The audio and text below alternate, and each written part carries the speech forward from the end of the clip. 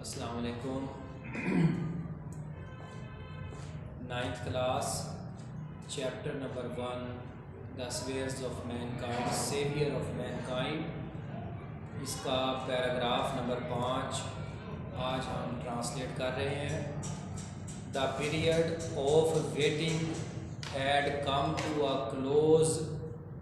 इंतज़ार का वक्त ख़त्म हो गया।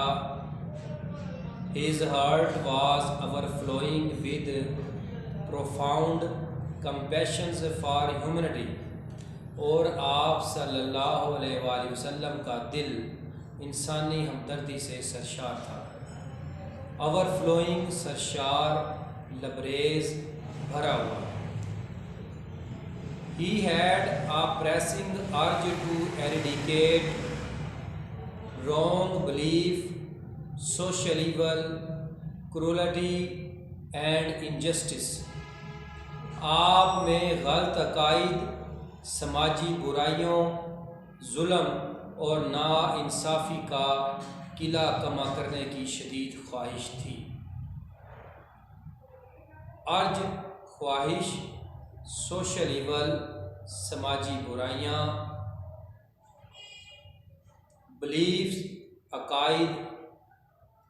The moment had arrived when he was to be bestowed with prophethood।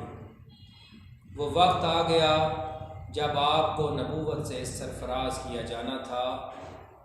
One day, एक दिन, when he was in the cave of Hira, आप गारे हीरा में थे। हज़रत जिब्रील came, हज़रत जिब्रील अलैहिस्सलाम आए and conveyed to him the following message of Allah Almighty। और आपको अल्लाह का ये पैगाम पहुँचाया। Read in the name of थे लॉर्ड, पढ़िए अपने रब के नाम से। हु क्रिएटेड, जिसने तख्लीक किया। Created man from a clot of blood, इंसान को एक खून के लोथड़े से तख्लीक किया। रीड, पढ़िए।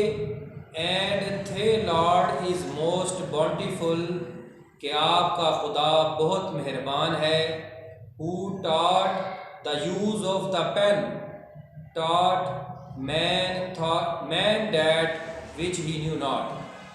और इंसान को कलम से वो कुछ सिखाया जो वो नहीं जानता था। ये आपका पैराग्राफ नंबर 5, इसकी हमने ट्रांसलेशन पढ़ी।